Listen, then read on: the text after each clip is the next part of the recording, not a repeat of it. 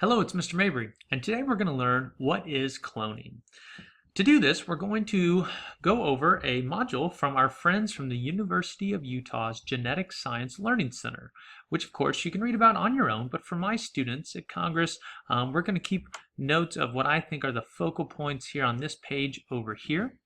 And the questions we're going to examine in this intro video are: what is a good definition for cloning, and what are some different methods by which we've made clones in the past and by which we're making clones now in the present.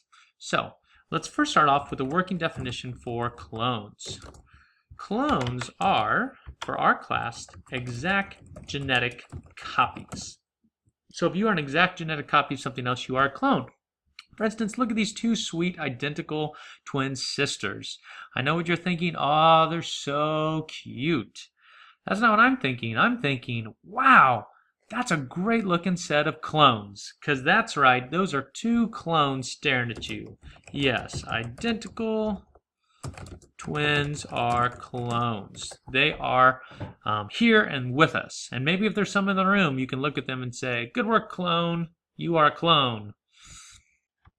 This first method, so we're going to write down, oh, that's not the font I want. So, methods. Alright, first method, pretty old school. It's called artificial embryo twinning. And to understand this, we're going to go on and watch this little video right here. And so you can see in real life how natural twins come along. Sperm meets an egg, magic moment, the embryo is forming, and then somehow randomly inside mom, the embryo splits into two, and voila! We have two identical twin cows. Versus artificial embryo twinning is the exact same process, the magic moment of love, but then something comes along to split the embryos into two. One goes in one petri dish, one goes into another. And if you were to implant both embryos back into surrogate moms, you would get two identical twins, even though they came out of different moms. And that would be artificially embryo twinning, if I said that right. So, what we know about this is artificially separating an embryo in half.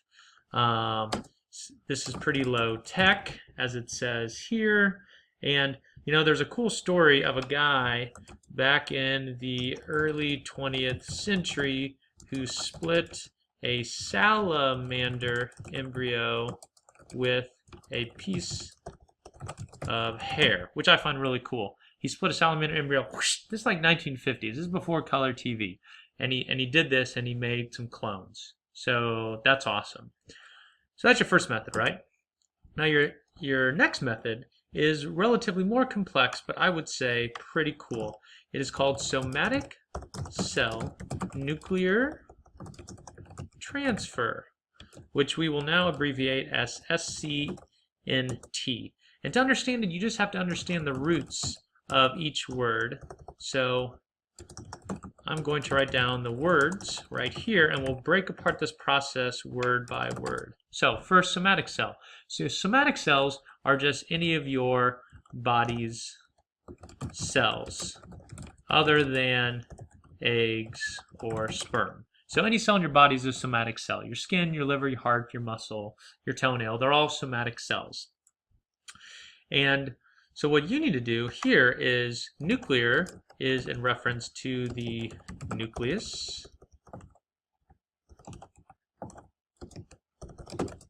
Formatting issues, nucleus. And transfer means transfer. So with somatic cell nuclear transfer, we are transferring, so let's work backward. We're transferring the nucleus of a somatic cell into an egg of someone else in order to grow a clone of the person whose somatic cell we borrowed. This may sound familiar if you've already watched the quick overview of stem cells, because this is the process used to generate stem cells for therapeutic cloning. So first, this is a cool video. We're going to watch an egg get its nucleus sucked out. So here we go. Here is the pipette. And see this brightly colored stuff right here? It is going to penetrate and go and it's gone. This is all cytoplasm in here, and it just sucked out the nucleus of this egg.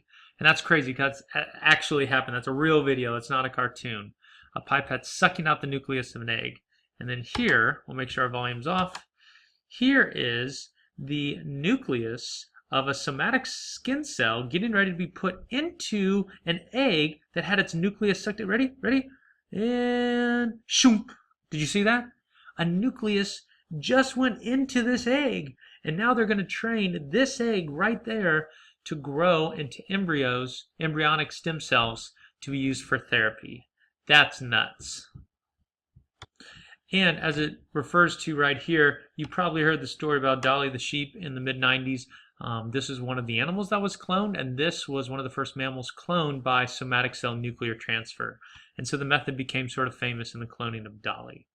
So what we'll write here, used to make Dolly the sheep. Go Dolly. The shep. What's a shep? How about a sheep? There we go. So now, if you're wondering, I like this part right here. It talks about what's the difference between a sperm and egg making an embryo and a SCENT embryo. Well, here it tells you, look, when a mommy and daddy sheep love each other very much, you know, their chromosomes come together and they each have their own unique blend of chromosomes. And so, you know, the baby is a mixture of mom and a mixture of dad. It's beautiful. It's a mosaic. It looks different than the mom and dad, right? And each of these embryos has its own unique set of chromosomes, unlike mom and dad. So that's why the offspring's got a little bit of dad, a little bit of mom, and they look sort of the same. Compared with here are the chromosomes of the person with their skin cells, and these chromosomes are going to be grown, and they look exactly like the progeny. So suck out the nucleus. It's gone. Yep, no DNA in here. Now see, look, there are those chromosomes. Whoa, magic, science magic. Whoa, those chromosomes of the skin cell recipient are now in there. So now the surrogate mom, we just use you for your oven. Mom, you're not going to give us any chromosomes. Aha, yeah, so this cloned sheep will have the exact same DNA as the skin cells that came from this person. Wow. Now the last thing this page talks about, which I appreciate, is it helps you understand that cloning a whole organism is different than cloning a gene. And so I don't know if you knew this because we haven't really talked about this in class. You can take a little section of DNA, a specific gene from a chromosome, and we have trained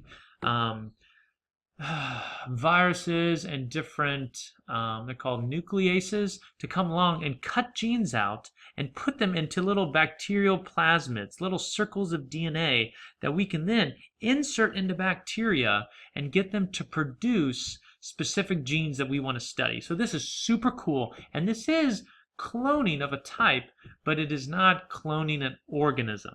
So just so you understand, we can clone genes, but then we can clone the whole organism too.